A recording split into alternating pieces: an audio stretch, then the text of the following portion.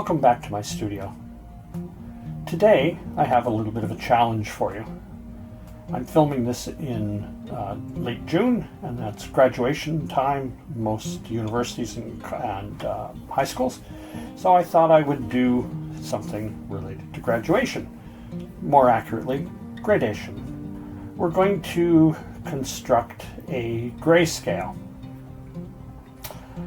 I would suspect, if you're honest with yourselves, that most of you are working from photographs when you do your paintings or your drawings. Working from photographs is fine, but reproducing the value range is critical to getting a realistic looking painting. And to do that, this simple little tool that we're going to create will help you enormously. And basically what you're going to create is a value scale from blackest black to pure white, paper white. Then we will punch a hole in the middle of each of the segments.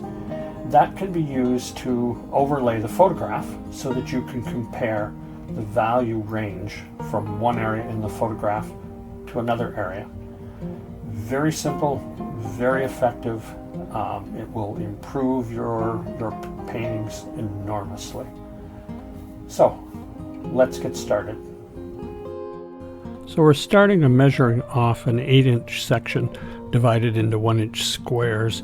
Then I'm going to fill in 7 of them. Leave the first one completely white, paper white, and each one gets gradually darker till we get down to the last square, which will be black. We'll make it as black as we possibly can. I'm using an HB mechanical pencil here. Make it black, and then I'll work my way back to try and even out the tones a little more, make it a little more consistent all the way across. So now that we've completed all the squares on this, what we're going to do is we're going to cut it out. I'm going to leave it a little larger just for sake of doing this a little more quickly.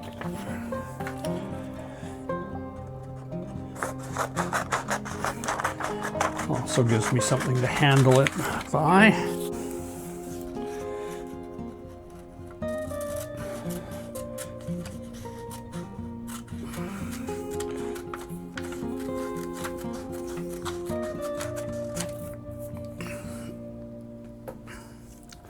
Let's see if that will work. That will work.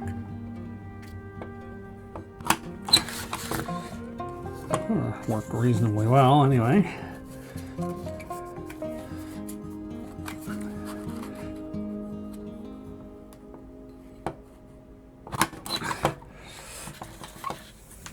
Closer to the center would be better. Let's see if I can get this one in a little further without getting any of the others in the holes. It's a little better.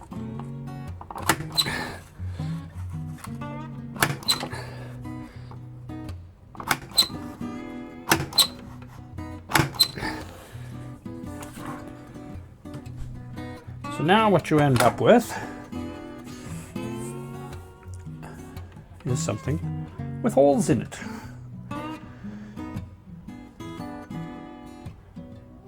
This can be used to overlay both the photographic reference and compare your value separations, contrast, to what you've created on your drawing or your painting. I'll show you this in a second.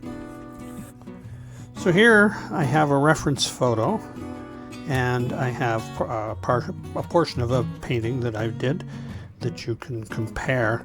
And the way you would use this strip is you would use it to see what value that white is. And you can see it's a lot darker than it looks.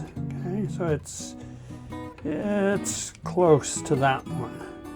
And then the value in here is very close to that one. if you squint at it, you'll notice it just disappears. The hole disappears. And then you want the same, or close to the same, relative variation over here.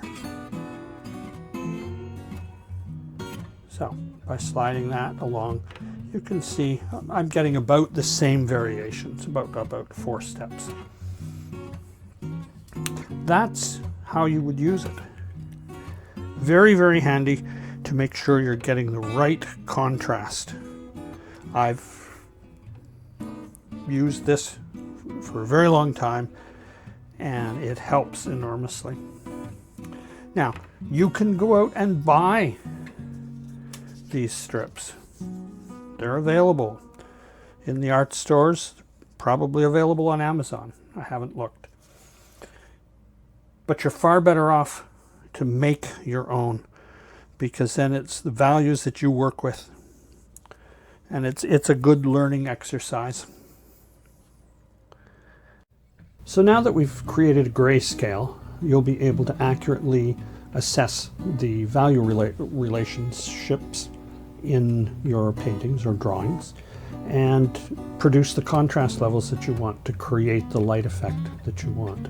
This is a very, very important element of drawing. Contrast is one of the key things to creating the light effect and the realistic effects that you might be after.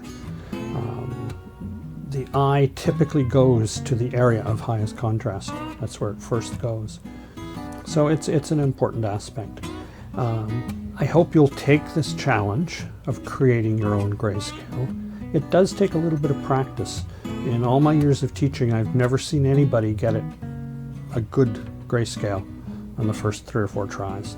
So it does take some practice, but it is well worth it.